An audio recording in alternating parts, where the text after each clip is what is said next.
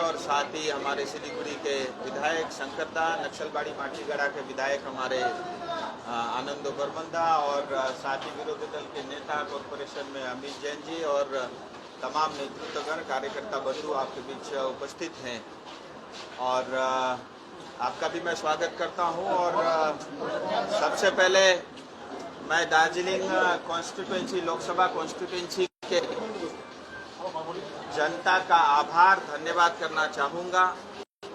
समस्त सिलीगुड़ी की जनता, नक्सलबाड़ी माटीगढ़ा की जनता, फांसीदेवा की जनता, चोपड़ा की जनता और साथ ही कालिम्पोंग, उसके साथ ही मिरिक, करसंग और दार्जिलिंग की जनता का मैं बहुत आभारी हूँ।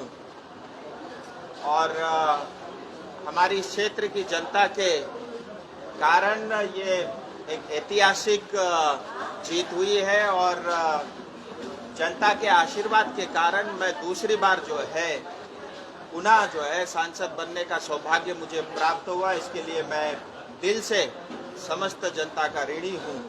और साथ ही हमारे भारतीय जनता पार्टी के नेतृत्वगण, जिला के, मंडल के और इसके साथ ही शक्ति केंद्र के प्रमुख, बूथ लेवल के हमारे नेता और समस्त कर्मठ कार्यकर्ताओं का मैं आभारी हूँ। और साथ साथ हमारे जितने भी अलायंस पार्टी जिन्होंने मुझे सहयोग दिया पहाड़ में, मैं उनके प्रति भी आभारी हूँ। और उनके साथ ही समस्त संघ संस्था, NGO और इतना ही नहीं, व्यापारी वर्ग, उनका भी मैं आभारी हूँ। और साथ ही मैं बधाई देना चाहूँगा समस्त पुलिस प्रशासन और इलेक्शन कमीशन के अधिकारी और जो भी लोग उस पूरे प्रोसेस के अंदर में लगे थे, मैं उनके प्रति भी आभार व्यक्त प्रकट करता हूँ। और साथ ही मैं आप सब मीडिया के साथियों का भी आभारी हूँ कि जनता तक सही तथ्यों को आपने रखा और इसके बदौलत दार्जिलिंग जो एक बहुत ही जिसकी अहमियत है, बहुत ही प्रेस्टीज वाला ये सीट है, उसमें दूसरी बार मैं चुना हूँ। और मैं फिर एक बार कहूँगा, मैं जनता के ऋणी हूँ और मैं पार्टी संगठन, हमारे नेतृत्वगण, आदरणीय प्रधानमंत्री नरेंद्र भाई मोदी जी के प्रति भी मैं आभारी हूँ कि सभी लोगों ने, चाहे वो केंद्र के नेतृत्व हो या हमारे राज्य के नेतृत्व हो, उन्होंने मुझे अपनी जनता का सेवा करने का एक बार फिर से मौका मिला। मैं उनके प्रति भी बहुत आभार प्रकट करता हूँ। साथ ही मेरे साथ जितने भी लोग चुनाव में कैंडिडेट के नाते खड़े थे, चाहे वो TMC के गोपाल लामा जी हो या कांग्रेस के हमारे मुनीष तामांग जी हो, और सभी लोग जो भी इस इलेक्शन कमीशन इलेक्शन प्रोसेस के अंदर में एक कैंडिडेट के रूप में खड़े थे, मैं उनका भी धन्यवाद करना चाहूँगा और उनको भी मेरी शुभकामनाएं। और कुल मिला के ये एक अच्छा चुनाव रहा और मुझे दोबारा से इस दार्जिलिंग की जनता का पार्लियामेंट में आवाज़ बनने का मुझे ये सौभाग्य प्राप्त हुआ। और मेरे जितने भी विधायक दल और हमारे जितने भी पंचायत के साथी हैं, उनका भी मैं आभारी हूँ। उन्होंने भी कम से कम, मैं ये तो कह सकता हूँ, मेरे से ज़्यादा उन्होंने मेहनत किया। और मेरा लक्ष्य बिल्कुल स्पष्ट है, समस्त दार्जिलिंग कॉन्स्टिट्यूएंसी को और सिलीगुड़ी को दुनिया का सर्वश्रेष्ठ जो है शहर मुझे बनाना है। और बहुत सारी हमारी समस्याएं हैं, उस समस्याओं का समाधान करना है। और जैसे मैंने बताया, सिलीगुड़ी मैं चाहता हूं कि दुनिया का सबसे श्रेष्ठ शहर बने। उस काम को मैं बहुत तेजी के साथ आगे बढ़ाऊंगा। और हम सब जानते हैं दार्जिलिंग की जो आज स्थिति है, आप देखेंगे करीब करीब घूम के बाद जो है दार्जिलिंग प्रवेश करना बहुत कठिन है। जो हमारे टूरिस्ट बाहर से आते हैं उनके लिए तो है ही, लेकिन रोजमर्रा की चीज़ों के लिए जो लोकल लोगों को वहाँ पे परेशानी उठाना पड़ता है, तो उसका एक पूरा अल्टरनेटिव दार्जिलिंग कालिम्पोंग का प्लान करना है। और स्थायी समाधान के साथ साथ चाय बागान की जो जटिल समस्या उसका समाधान हो, सिंकोना बागान हो या कनेक्टिविटी को लेकर के जो काम शुरू हुए हैं उसको समय से उसको पूरा करना।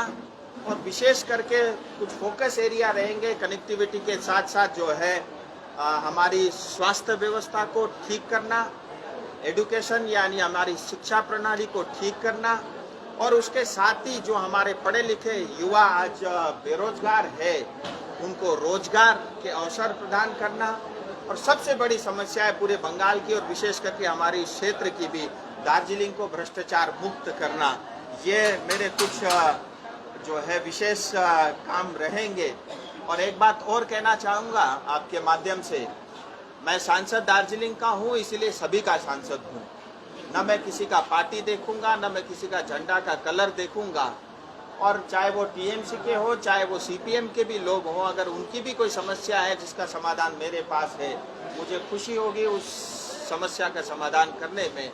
मेरा सभी के प्रति एक समान व्यवहार और एक समान जो है आचरण रहेगा, यही बात कहूँगा। और जिस वोट के माध्यम से जो ताकत जनता ने मुझे दी है, मेरा लक्ष्य, जैसे मैंने कहा, मेरी जनता के सपने पूरा करना वही मेरा लक्ष्य है। हमारी जनता की आकांक्षा और अपेक्षा की पूर्ति ही मेरा लक्ष्य है, और उसी लक्ष्य को लेकर के मैं आगे बढ़ूंगा। और मैं एक बार फिर कहूंगा, 5 साल बाद फिर हम मिलेंगे, आपको इस बार भी गर्व होगा कि आपने सही व्यक्ति को चुना है और सही कैंडिडेट को जो है आपने एमपी बना करके पार्लियामेंट में भेजा है। इतनी बात मुझे आपके समक्ष रखनी थी। स्वाभाविक रूप से आपके मन में बहुत सारे प्रश्न होंगे, तो एक एक करके अगर कोई प्रश्न हो तो जरूर उसका जवाब देना चाहूँगा। देश की बहुत बहुत बधाई, और तीसरी सरकार बनने जा रही है,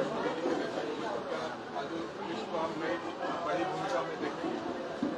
देखिए, भारतीय जनता पार्टी की ये खासियत है, यहाँ हमारी भूमिका हम नहीं तय करते, वो पार्टी, संगठन और प्रधानमंत्री तय करते हैं। और पार्टी संगठन को जैसा लगता है कार्यकर्ता की उपयोगिता जहाँ हो सकती है, वो हमसे ज़्यादा सक्षम है उस चीज़ को समझने में। और मेरे लिए इतना ही बहुत है कि मैं अपनी जनता का सांसद चुना, और उससे बहुत ज़्यादा जो है अपेक्षाएं मैं अपने लिए नहीं रखता। और मैं ऐसा मानता हूँ, सामान्य रूप से सांसद बन के जो काम किया जा सकता है, जनता के लिए ज़्यादा समय जो दिया सकता है, मुझे लगता है मंत्री में शायद उतना समय नहीं मिल पाएगा। तो मैं ऐसी कोई अपेक्षा नहीं रखता। पिछले बार के मुकाबले जीत का अंतर काफी कम रहा है, कहाँ कमी रही? देखिए, आप पूरे बंगाल में अगर देखेंगे, जहाँ पिछली बार 2019 में हमारी 18 सीट आई थी, इस बार 12 आई है। और मैं सारी डाटा को बहुत अच्छे से और गंभीरता से देख रहा था। भारतीय जनता पार्टी 39%, 40% उसी के बीच में रही है। 19 में भी उतना ही था, आज भी करीब करीब उतना ही है। भारतीय जनता पार्टी हारी नहीं है, लेकिन टीएमसी जीती है, और जनता ने जो मैंडेट दिया है मैं उसका कदर करता हूँ। और जनता जनार्दन है, और जनता जिसको चाहेगी कुर्सी पे बिठाएगी, ये जनता ने तय करना है। लेकिन टीएमसी जीती है, उसके अंदर में जो इम्पोर्टेड वोट बैंक है, उसका जो है उसके अंदर में नंबर ज्यादा है। और विशेष करके पश्चिम बंगाल जैसा जो इंटरनेशनल बॉर्डर से लगता हुआ स्टेट है, यहाँ जिस तरह से इम्पोर्टेड वोट बैंक बढ़ रहा है, ये एक गंभीर विषय, और भारत सरकार को भी इस विषय में बहुत गंभीरता से देखने की आवश्यकता है। और लगातार जो है इम्पोर्टेड वोट बैंक बढ़ रहा है, ये समस्त पश्चिम बंगाल के लिए खतरा है। मैं आपको उदाहरण के लिए बोलना चाहूँगा, मुशीराबाद, जहाँ जो है कांग्रेस के अधीर रंजन चौधरी जी ने 25 साल से लगातार उस क्षेत्र की जनता की सेवा की। आज कोई बाहर से आदमी आकर लड़ करके 1 लाख वोट से उनको हरा देता है, न जिनका कोई जनाधार है, न जिनका कोई संगठन है। लेकिन ये सिर्फ इसलिए हुआ है क्योंकि घुसपैठियों की संख्या बढ़ गई है। ये पश्चिम बंगाल के लिए, भारत के लिए खतरा है। भारत सरकार को इसको गंभीरता से देखने की आवश्यकता है। रही बात दार्जिलिंग की, 1,80,000 वोटों से मैं जीता हूं, और मुझे लगता है भारतीय जनता पार्टी के जितने भी कैंडिडेट जीते हैं उसमें सबसे अधिक है। लेकिन दार्जिलिंग को हमेशा आदत लगी है 4 लाख की, वो नहीं पहुंच सका, ये मैं मानता हूं। लेकिन उसमें बहुत कारण है, क्योंकि हाल ही में जो है म्यूनिसिपल कॉरपोरेशन के चुनाव हुए, म्यूनिसिपलिटी के भी हुए, पंचायत के भी चुनाव हुए। स्वाभाविक रूप से जो है टीएमसी को और पिछले 2019 की तुलना में ज़्यादा वोट मिला, और उन्होंने मेहनत किया होगा, इसलिए मैं उनको उसके लिए बधाई भी देता हूं। और पूरे पश्चिम बंगाल की अगर मैं बात करूं, तो मैंने इस बार देखा टीएमसी को जिताने में इम्पोर्टेड वोट बैंक एक बड़ा फैक्टर है। दूसरा 2% सीपीएम के वोट टीएमसी को मिले हैं, तीसरा 2% के करीब वोट जो है कांग्रेस के भी सीपीएम टीएमसी को मिला है। ये 4% वोट बैंक जो है सीपीएम कांग्रेस से निकल करके जो है टीएमसी को मिला है, उसके लिए मैं उनको बधाई देता हूँ। अगले 5 साल में 3 बड़े काम कौन से होंगे जिसकी प्राथमिकता रहेगी? देखिए, पूरी इस क्षेत्र की स्थायी समाधान ये प्राथमिकता होगा और उसके साथ ही मैंने कहा कनेक्टिविटी, स्वास्थ्य, शिक्षा और युवाओं के लिए रोजगार, ये हमारी कुछ प्राथमिकताएं होंगी। और मैं फिर कहना चाहूँगा, बहुत सारे केंद्र सरकार के काम चल रहे हैं, वो तेजी के साथ आगे बढ़ेंगे। और मुझे बताते हुए फिर खुशी है कि आज जो बालासन से जो आर्मी कैंट तक जो रोड बन रहा है, अब आर्मी कैंट से लेकर के सेवक तक फिर 11.5-12 किलोमीटर का 4 लेन का एलिवेटेड रोड बनेगा। और उसके साथ ही जो है 6 किलोमीटर की डीपीआर बन के तैयार हो गई, अप्रूवल हो चुका है।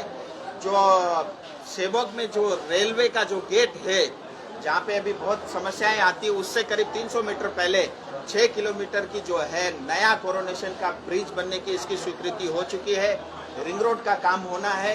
दार्जिलिंग को पूरा ओवरऑलिंग की बहुत आवश्यकता है और वहाँ के लिए कई सारे अल्टरनेटिव प्लान पे काम होगा। इसी तरह जो है NH10 के लिए भी अल्टरनेटिव प्लान पे काम चल रहा है। ऐसे तमाम कनेक्टिविटी को लेकर के काम होंगे। और उसके साथ ही छठा जो प्रमुख और सबसे बड़ा मुद्दा होगा, भ्रष्टाचार मुक्त सिलीगुड़ी और भ्रष्टाचार मुक्त दार्जिलिंग बनाना। बहुत बहुत धन्यवाद।